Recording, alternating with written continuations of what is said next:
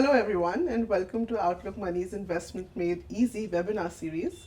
This episode is spearheaded by LIC Mutual Fund as a part of its investor awareness initiative. I'm Deepika Asthana for Outlook Money and your host for this episode. Usually, milestones afford us a great opportunity to ruminate over the actions of the past and make decisions for the future. And of course, the turn of the year is this one big milestone where it makes us stop and think about what we've done in the year gone by and how we're planning for the future. So much so, even for your investment portfolio, it's a great time to see the investments that you've made and, of course, make plans for your future wealth creation journey, especially using mutual funds. From that perspective, joining me here today is Mr. Nikhil Rungta. Hi, Nikhil. He is the Co-Chief Investment Officer Equities at LIC Mutual Fund. And in today's session, he will be helping us understand how to best or optimally leverage mutual funds as an investment vehicle to create long-term wealth. Hi, Nikhil. Welcome to the episode. Thank you, Deepika. Lovely. So, Nikhil, I think before we get into the nuts and bolts of how to use mutual funds, let's just first get it out there that do mutual funds actually help you in long-term wealth creation? And if yes, of course, how? So, Deepika, I'll just give you a very small, brief story. Sure, please. A young couple in their early 30s, they had big dreams. They wanted to own a house, they wanted to give the best of education to their child, and they wanted to retire happily. What happened was they used to save their money in their saving account, and often they used to put that in FD. Okay. In one of these type of IAP program, they attended a mutual fund seminar. There they realized the benefit of mutual funds. So they started a very small amount SIP, which is systematic investment plan. Yeah. They were in their early 30s. By the time they moved to 50s, not only they were having a house, their child's dream was also fulfilled. Okay. And they accumulated enough wealth for their retirement. Today as well, they are with discipline investing that SIP amount in the mutual fund. What benefited them was whenever they wanted money, there were different types of options in mutual fund like systematic withdrawal plan as well. Okay. Using that, you don't impact your existing portfolio as well, and you get money on a periodic manner. So today, whenever I meet the husband, he says that the advisor who was there in that seminar, one quote of his he still remember, that mutual funds are just the tool. Discipline gives you the result. Wow. Timing the market is not important. Time in the market is more important. Wow, okay. That's words to live by because, the ebbs and flows in the market are such that, like you rightly said, timing the market is a fool's game, honestly. Correct. Right? So thank you for that and thank you for setting the tone. So, Nikhil, as you mentioned, this individual and this family who started their mutual fund journey, but what would your thought process be if somebody was just entering, maybe somebody in their 20s wants to start a wealth creation journey? What should the first few steps look like? What should the process orientation be? So see, if a new investor comes for a wealth creation in the mutual fund, he should first start focusing on his own financial goals. Okay. What exactly, for what he is saving money, what's his goal, and then he should also look at his risk appetite. Okay. What should be his risk appetite? For a newcomer in the market or as an investor, what we suggest is around 40 to 50% of your allocation should be in different types of assets, basically a multi-asset allocation. Okay. Wherein your money would be distributed across the board like equity, debt, commodities, real estate. Around 30% to 40% should be in diversified equity mutual fund like large cap, mid cap, multi cap, small caps, and around 10 to 15% should be in thematic and sectoral. That type of thing should be good for investor. Of course, more important is why should he not go directly into equities? Because he is into his early 20s, he have just started investing. Better to give that work to a professional who manages these mutual funds and hence should start with mutual funds only. Fantastic, fantastic. So, Nikhil, when you were just talking about this, I think you touched upon something very interesting, right? You spoke about how to spread these investments across different types of mutual funds, right? So from that perspective, can you maybe just talk to us a little bit about asset allocation, its relevance from an investor's perspective, and while you have mentioned a little bit about how to diversify, but some thumb rules maybe around asset allocation. So on the asset allocation side, see, uh, if we talk about an investor, he should get the best of all the worlds. Okay. So multi-asset allocation is something like you are getting a bouquet of investment in a single basket. It gives you the growth of equity, because we know if you are able to give a lot of time to equities, they will definitely create your wealth. Debt and commodities or bullion gives you downside protection or hedge against inflation. Sure. So that is more important. What we are also suggesting is, if you are in your early 20s, then you can allocate higher amount to equities. Once you move near to your goals or near to your retirement age, you should start moving that money toward a safer option, that is basically from riskier assets to non-riskier assets. So to start with, if a person is in his early 20s, he can even go for 100% equity. Okay. So that's the type which we propose generally, depending upon the age of the person and depending upon his financial goal. Of course, more important is, if he needs money in say 1 month or 2 months time, then equity is not suggested. Better to go for a liquid fund or a ultra short term debt fund, because he needs money. Even in equity, we generally suggest that you go for at least 5 years of time horizon, because before that there could be a lot of volatility in the market, and volatility actually is one of the characteristics of the market. You cannot do away with that. So if you give a longer time duration or discipline in the market, that will give you wealth automatically. Okay, perfect.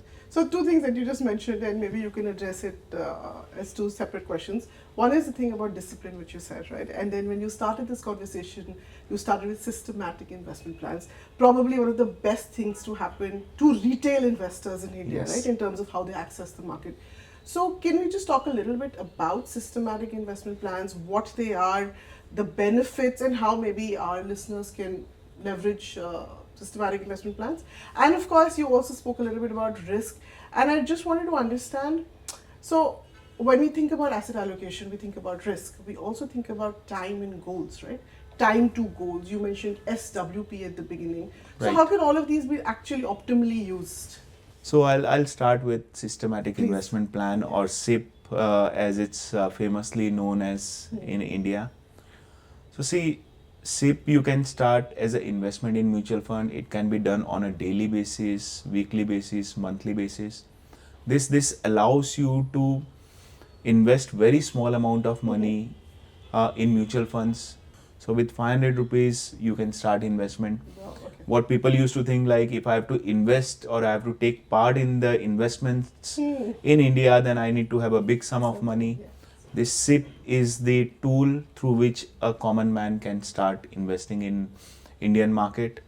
So as low as 100 rupees, going to, discipline part, that is more important. As the advisor in my first story mentioned, mutual funds is just the tool. Discipline is what create wealth. Okay. So you need to be disciplined. What happens with discipline is, rupee cost averaging happens. So whenever market is down, for the same amount of investment, you will get higher number of units of a mutual fund. If the markets are up, you will get lower number of units. So your cost has been averaged. So rupee cost averaging is more important. Second is, if you are disciplined, then your emotional state of affairs are out of that investment. Because see, whenever market falls, what happens is, we think that market will further go down and we should stop investment. True, yes. But if you are part of that SIP plan, then in the down market you are investing. So you are getting higher number of units. Not that common man, neither the common man nor me as a co-CIO, we know that when will market bottom. Yes. It might bottom on that very same day when you have invested. And actually, if it does, and if you stop or you don't put money there, you don't get that benefit of lower NAV. Correct, yes. So that is what we are trying to say, that discipline is more important in the market. You keep on investing. Coming to SWP, say if you are planning something for your child's education, and you start a SIP at the time of his birth, and you would require some money from fifth year onwards or sixth year onwards because of his schooling. So put your amount in a manner that you require so much amount from fifth year or sixth year onwards, Okay. and you start withdrawing that as systematic withdrawal plan. Okay. So you have your investment generate returns, you withdraw that for the schooling of your kid. Wow. Then the existing investment again gives you Continuous. return. Right. So that's what systematic. So you use that for your financial goal, fulfilling your financial goal without impacting or withdrawing your existing investment. Wow. Nice. So that is also what we have in mutual funds. So as a tool, it's very good for a common man. Clearly, that's the case. So, I think one thing that maybe we should talk about is in systematic investment plans, right? The power of compounding. Correct. Because the whole wealth creation journey that we're talking about. So, maybe a little bit about how that works and how can actually help in wealth creation. So, see, in power of compounding, it's also known as the eighth wonder of the world. Yes. And you think from the perspective, if I'm going down by something is going down by 0.01% every day, it's almost negligible by the end of year. Yes. And if it goes up by 0.01% every day, then it's significant amount at the end of year. So that very small step or that power of compounding is unique. More the time you give to mutual funds, better it is. And why we talk about power of compounding is, here in mutual funds, we also get benefit in terms of taxation. When we do churning on behalf of our investors in stocks, we don't have to pay any taxes. So if we make a profit of say 20%, that entire 20% can be utilized to invest in other stocks. Okay. If an individual does that, he has to pay taxes on that 20% of profits. So the amount in his hand is very less. So in mutual fund, when does the taxation arrives? Only when the unit holder switches from one scheme to another or redeems his unit. Okay. So this is basically, he can postpone his capital gain taxation till the time he redeems the unit. So there the power of compounding is very important. So this power of compounding, when does the actual return starts or actual numbers start looking visible? After say 5 years or 10 years down the line. Okay. Because that is when your return on return start coming in. Right. So this definitely is eighth wonder of the world, and Yeah. we definitely accept that. Fantastic. So, sir, when markets fall down, right, and irrespective of whether you are entering the market via an SIP or lump sum investments, inherent behavioral biases make us withdraw or redeem, right? And we know compounding works over the long term. So, from that perspective, what are the benefits of staying invested for the long term? So staying invested for the long term, first, most important is the power of compounding. Correct. Yes. The moment you withdraw, you have to pay taxes on that. So what you are left with is lower amount than what you withdraw. Correct. Second, do you get an opportunity to invest back? Because why are you withdrawing, as you mentioned? Because market is tanking. So you are withdrawing at a lower level of market. Correct. Yes. So that should not be the case. Possible that that's the bottom of the market. And then we only ourselves will think that why did I withdraw? Correct. Yes. Next is, the more time you give to a fund manager or a mutual fund or remain invested, the power of compounding start showing you the results. Sure. Right. So that actually is very important. And see, more important is whether you break your SIP, stop your SIP in a falling market, you don't get these advantage of the likes of rupee cost averaging. Correct. Yes. Or compounding during that point of time. So you'll get units only when the market is high. So number of units would be less. Correct. But when market is low, if you stop that, number of units will not increase, because in the falling market you will get higher number of units, but you are not buying that. And value will not increase. Exactly. So if you start, say, stopping your SIP during a falling market or withdrawing your investments during a falling market, probably we are missing on a lot of things. One, we are withdrawing at a bottom, and we are not getting the benefit of compounding. Well said. So, more important, one thing which I like to point out is, today our Nifty index is at around 23,500. Right.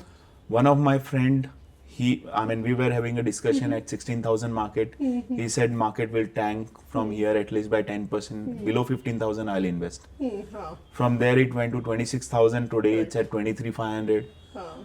Even from here, if the market tanks by 10%, he'll invest at 21,000. So, waiting for that 10%, Correct. I miss that 40% rally. If after my investment, actually market tanks by 10%, what will happen? For the same amount of goal, I'll take one additional year. That's all. To reach that. 12 months extra. If I am unable to invest right now, probably I might miss that 40-50%. Wow. Okay. So better to invest right now.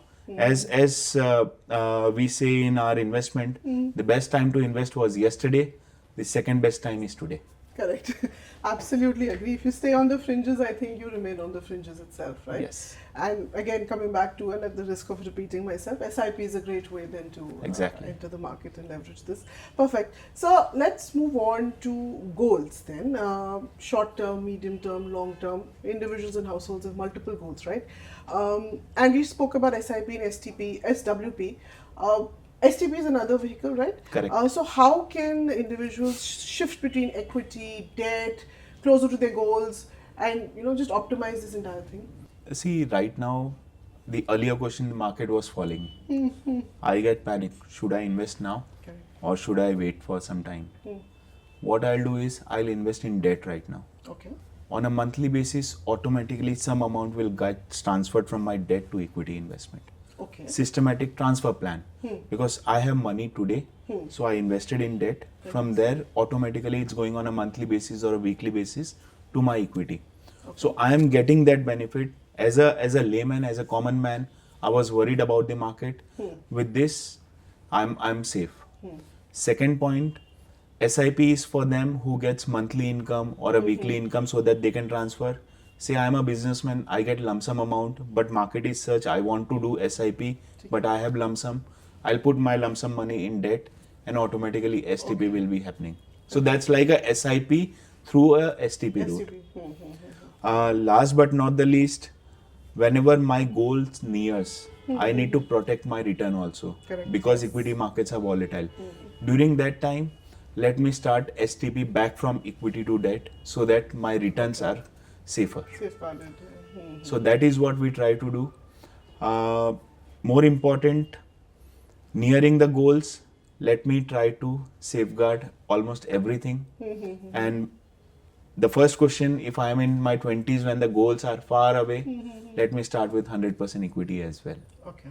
So depending upon the time horizon, and if the goals are very near, say 1 month, 3 month, go for liquid or ultra short term. Okay. If it's medium term, say 3 year approximate, go for diversified equities like multi cap or flexi cap funds. If it's 5 year plus, then go for pure diversified equity scheme, something like large cap, mid cap, small cap. So those things definitely is useful. Multi asset allocation is useful for a lump sum guy, because from day one itself his money gets invested in equity, debt, as well as gold and silver. Fantastic. So we have, mutual funds actually have a lot of options, and Sure. with the regulator like SEBI sitting there, he's protecting Well protected, investor yes. day in and out. For sure. That's true. So we spoke a lot about goals, right? And I think in today's time, a big goal that everybody is now talking about is retirement planning. Right? Correct. What are your thoughts on that? When, how should this be worked upon? So I'll start with this. Start early. Save regularly Okay. to live your retirement joyfully. Okay. Well said. So I'll put it this way. Say it depends upon when do you start planning for that. Correct. More important is, as you near to your retirement, you should start allocating more toward debt from equity. But to start with that, see, every year a person should focus on what exactly allocation he does on the debt side, on the equity side, or on the commodity side. One way to do is, I do it at home. Like a lot of people say that we do asset allocation at our home. We have gold, we have house in which we live, Okay. and we have direct investment in equities. But what actually happens, the house which we live in, or the gold or jewelry which we wear, Sure. we will never sell them. Sell it. Okay. That's not wealth, that's our asset. Okay. So we talk about asset allocation on the wealth side. Wow. That is what most of the people don't do. That's why we have schemes like multi-asset allocation. So what does that mean? That investor is asking a fund manager to do asset allocation on his behalf. Wow. Okay. So that is what investor does, and more importantly, a investor should start switching between the schemes depending upon or he should start reading on the objectives of the scheme, the risk associated with that. When he starts early, the risk can be high. He can go, what we can check is we have riskometers nowadays. Right. Yes. We have fact sheets. We have SID and KIM of mutual funds of all the schemes available. So a lot of data is available. A lot of transparency is there. So depending upon your financial goals, like the retirement, as you mentioned, start looking at the objective of the scheme and the risk associated with that. You can start early with higher risk.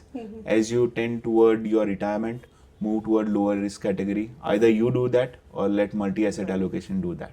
Very nice, right? So this is very important, right? Because I think it's true for all of us, right? When we're in our 20s, we feel invincible and we don't really think about 60s mein kya karenge. It's not something on our horizon. So, but vehicles like what you just mentioned and this whole plan that you just mentioned is very doable and should be ideally leveraged by most people. Correct.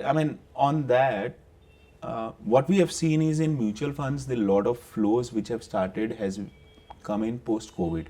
Right, yes. Because during COVID, people realized that their savings can be channelized for productive usage via mutual funds. Correct. So that is what people started. Today morning we had the December numbers from the AMFI. SIP number have touched to an all-time high to 26,449 crores. Wow, okay. So that's the SIP number, monthly gross SIP flows of December. Highest ever. And whenever what Indian investor have understood now is India is not a sell on rise market, it's a buy on dips. So whenever there is a dip in the market, we have seen this inflow in the mutual fund increasing. Like October was one of such months, and we saw highest inflow, monthly inflow in small and mid caps in October. November a new high, December we have made a new high again. Wow. So that's the type of thought process which is changing in the Indian investors as well. And if you look at the household wealth, if I talk about equity and mutual funds, 2023 data in India is just 8% of the total. Of total household savings? Yes. Okay. In US it's 48%. Okay. So we have long way to go. Quite a chasm there. And India as a country have very good path going forward, say next couple of decades. Let everyone be part of that story.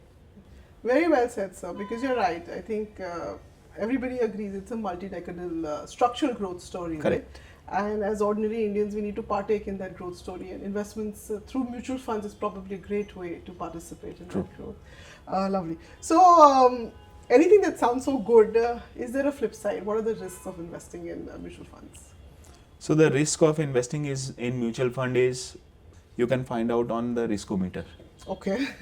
There have been, during 2008 crisis, for 6 years continuous, the SIPs which were made during that time were out of the money. Right. They made profit on the 7th year.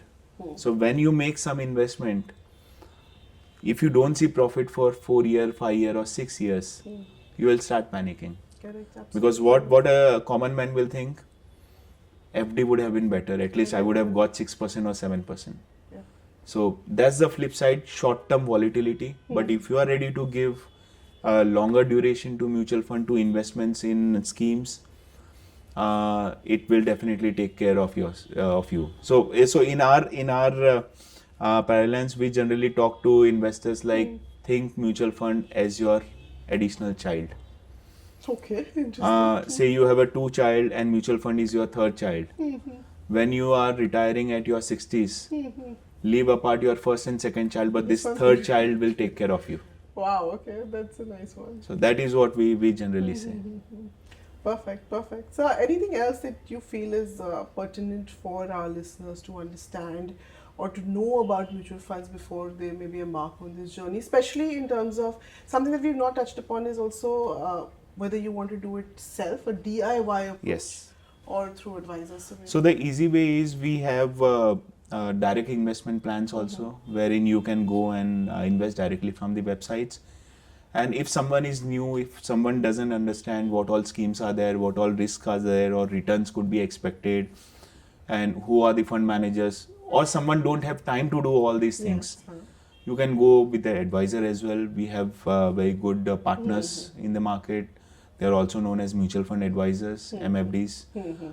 So you can definitely take help of these advisors. And we definitely suggest that if you have time for do it yourself, go for it. Go for it. If you don't have time, or if you don't understand the products, go for the advisors. Fantastic, I think. So basically, I think there is no excuse not to do this. Exactly. There are various means to approach the market and to invest in the market. So perfect, sir. I think we've touched upon a lot of stuff very comprehensively. We've spoken about the benefits of mutual funds, how to leverage the market growth, and of course the risks as well. Anything that you would particularly like to summarize our episode with? So in summary, start early, stick with discipline, and invest regularly. Perfect. That's Words all. to live by. Thank you, sir. Thank you for being here today. Really appreciate it and hope everybody who's listening in finds something useful to take away from this episode. Thank you. Thank you. Thank you so much.